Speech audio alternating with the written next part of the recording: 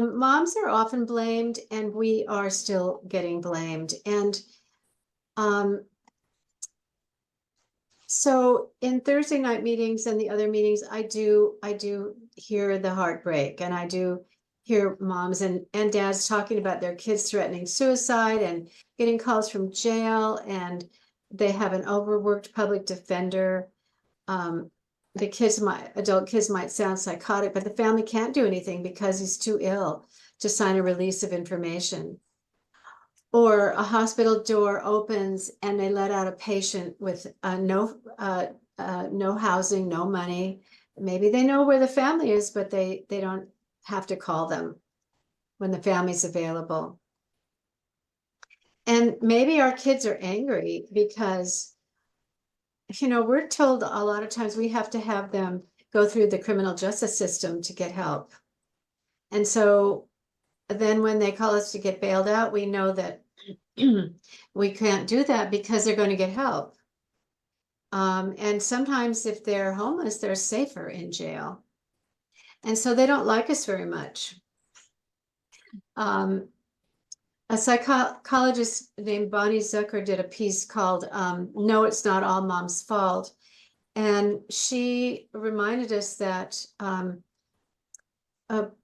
providers, men and women, are trained in a pretty male-dominated system that starts a lot with Freud. He wasn't very happy with mothers. And she did some examining and found that in 125 psychiatric and psychological journals that dealt with the causes of mental health problems, in those articles, mothers were blamed for 72 different types of psychological conditions of their children, ranging from depression to marijuana use to hyperactivity to homosexuality, even an inability to deal with color blindness. And a part of it is, as I said before, it's women's work. Now, we know today that fathers are so taking over and wanting to parent their kids. And we have men in this group who I know they've parented their kids and they work with them heavily, but I think they too would like some help. So it's no one's fault. I did find out also there's a big difference in the way people get treatment. There's the marriage and family therapists who do include the whole family. And then oftentimes when we have someone with a psychiatric problem, we're referred to psychiatrists, psychologists, and they treat the individual. And also providers are young and they want to get away from their families too. So they may not think that our kids need their families, but the providers are healthy and our kids need help. And when I say kids, I'm talking about adult kids. And also, I've talked with providers, they're really not aware of the more recent information that talks about that families are crucial. Even our own Bob Reiser, who is a director on the NAMI Marin Board. Dr. Reiser says in his article, Back to Life, Back to Normal, called Where Can We Learn More? The mental health system is often not friendly or encouraging to families. Mental health providers often lack the proper training to provide effective family-focused care. Families can be shut out of care, despite compelling evidence that family involvement is quite critical to good outcomes. So another reason that we're not included is providers are not often given the time to include families. They have a lot of clients. One clinician recently told me she got a call from a woman and she didn't even know she was on her client list. And she was really unhappy about that, the provider, because she so wanted to take care of this family. Also, providers don't realize, sometimes they don't think about it, they're going to move on. And as much as they want to build trust with their clients, they'll be gone and we will still be there. And we're the ones that need to build the trust. So if they're not accountable for the success or the failure of their efforts, we are. Here's one reason too. They're taught that they could be fired if they violate HIPAA or sued. And we'll talk about HIPAA a little later. They're not really trained in HIPAA helping families portion of HIPAA. But one of the things we didn't know 20 years ago when I first got into this program of involuntary learning about mental illness, we didn't know the intersection of our adult kids living with mental illness and their imminent danger of succumbing to living without housing. So maybe your adult child has lived on the streets, they're home now, they've lived on a couch or in their cars. Maybe they could be homeless again. Maybe it's for a night or a couple of weeks or 10 years, but all of that is living without housing. And what is it like in the encampments? We don't often talk about this either. Who really is homeless and what is the reason for homelessness? We talk about poverty, and yes, that's a big factor. But here are the real demographics of homelessness. 21 to 50% are our kids. They've become homeless because they're affected by mental illness. And they, like I said, they might be think they're too old for families and too healthy to get care. They don't know that they need care. Did you know that 50% of the homeless have been in the foster care system? 50%. The foster care people call it the highway to homelessness. There are some really good foster care parents. We know one. Her name is Jill, and she's fostered so many kids, and we're going to her birthday party in June, and they all come back and they have, degrees, and they are just healthy and wonderful. And a couple of them are challenged like our kids, but they just love her, and they are a real true family. It's not the case for so many of them. And then here's another statistic. 70% of the people who live in outdoors or homeless have been imprisoned. And why is this more than 100%? Because they intersect. And so when you think about it, our kids who become homeless are living in an environment where people are survivors, and they look for the weakest among them, and those are our vulnerable kids. And so our kids trade their social security for things like drugs. And so we really need to do something to stop that. But one thing that we all have in common with folks who have kids that are living in the encampments and are living without housing is every one of those people have a family that's come apart. Because you wonder, why aren't their families taking care of them? In fact, somebody once asked me, well, how can you let him be homeless? And I know those of you who have kids who've been homeless, you know the reason. We would do anything. We would pay any amount of money to get them, and we have. And we would, we're so codependent sometimes, it doesn't do any good. Because we know that healthy families stick together. We take care of each other. We're there for each other. When my son went to the streets, I never thought it was because our family had come apart, but yeah, it had. I didn't really think about it, and I wouldn't have characterized it that way, but later I realized, if our family is hurting and we can't fix it, it's come apart. And I also didn't realize how much I was suffering, and that the cause of it was the trauma I was experiencing with his diagnosis. So again, when our family members are sick and they leave and we can't help them, our family has come apart. I know that everybody on this call understands that. But why is it? Why does it come apart? Well, we're suffering. We're not thinking as clearly. Our lives are disrupted. We make mistakes. Our adult kids are ashamed, and we can blame them too. And maybe we just want to give up. It's so hard to get those calls in the middle of the night. Or maybe we fight with our partner over how to handle it. We gain weight, lose our jobs, or quit. And maybe our friends are harder to get a hold of. We do have our NAMI friends, and that is such a blessing. So, we take classes, we go to Al-Anon, we take the CBT class with NAMI and Doug Turkington, but it's not enough. What else do we need? We need support from the clinicians. Mental illness is a whole family disease. We all suffer. And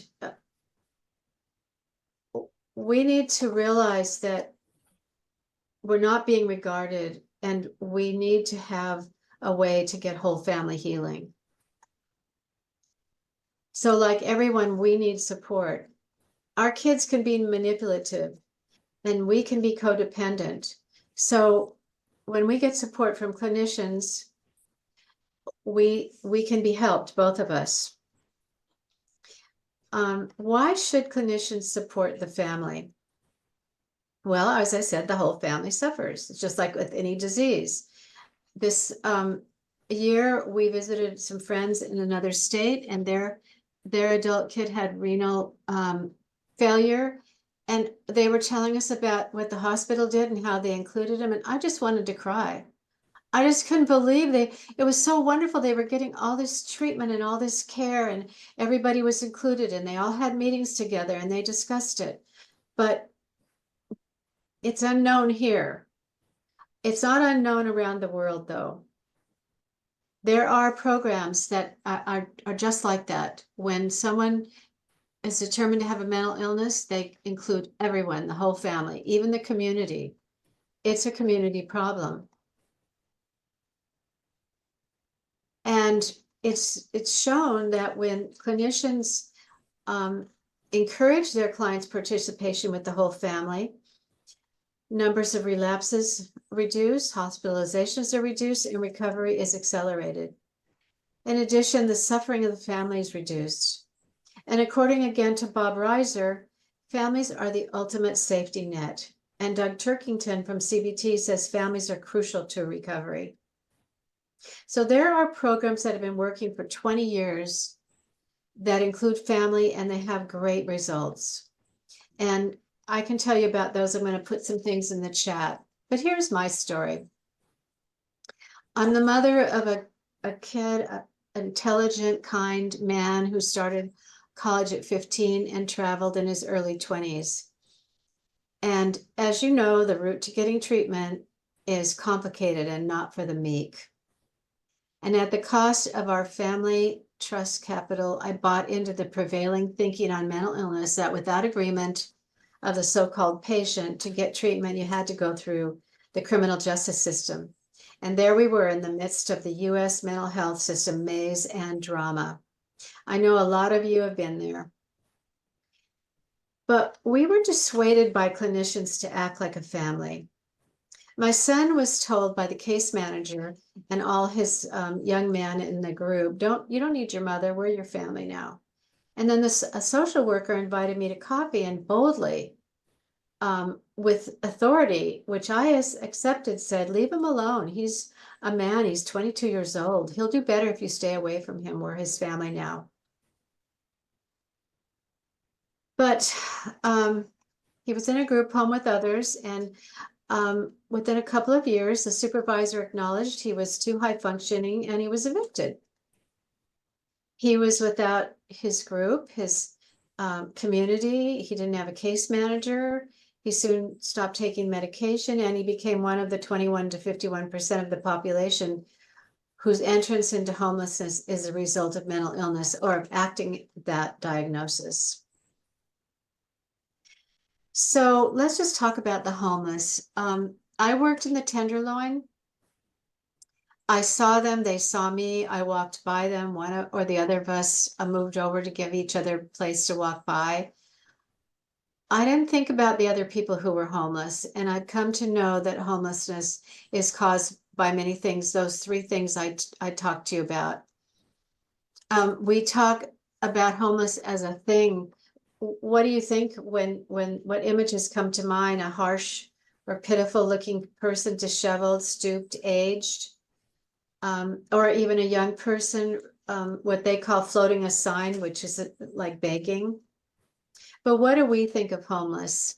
This is something that I wrote, and I'll read to you. Under the freeway, hidden behind boxes and trash, privacy fences put up by the government to hide their sins, are someone's adult kids living with mental illness. Adults who, as kids, were taken to foster care and aged out of a failed foster care system, and people who have been imprisoned, likely racially motivated because the population of the prison is 5 times more likely to be people of color than white. And they're often angry and ashamed of themselves. They're survivors and they have to live. And so again, the most vulnerable among them are our kids. But on any day, they might go to a soup kitchen. A mother will be there serving food, searching every face for her son or daughter. She's anxious and excited. Perhaps her son or daughter will come by for her ladle so she'll have some contact, but she also hopes she won't see them, and she weeps without tears, hopeful she won't. She serves everyone who comes by with a love pouring out of her that she's held back, but like you, is spilling from her hurting heart. But I ask myself, are the encampments and the homeless neon lights showing us our greed, apathy, racism, and most importantly, the disintegration of families? I wanted to know why, like other diseases like cancer and heart disease, we are disregarded as family members. So here are some questions. Why do we lose our kids to mental illness and to estrangement? Why do we have to have our kids arrested to get them treatment? Why, if I drop my kid off at a hospital, I can't know when he's getting out so he doesn't have to go back to the streets? And why, when I call 911 that my son or daughter is threatening me or to kill herself, they can't always take them in? And why can't we all talk together without me having personal health information? Why isn't there training to help the therapists so that we or our case managers, all of us can talk with our kids and find out what the problem is that keeps our families apart? Well, in 2006, a couple of mothers and I, Marilyn Gary and Wendy Dunn, went to the mental health director, and he let us put together a task force, and we created the family partnership policy. It was created with a lot of people, a lot of directors, a lot of family members, and here's what it says. People with serious mental illness are not in isolation. Their families and significant others, whatever they think about the illness, cannot escape being affected by it. The lives of people with serious mental illness are inextricably involved, and the lives of those they love and care for, and the lives of those who love and care about them.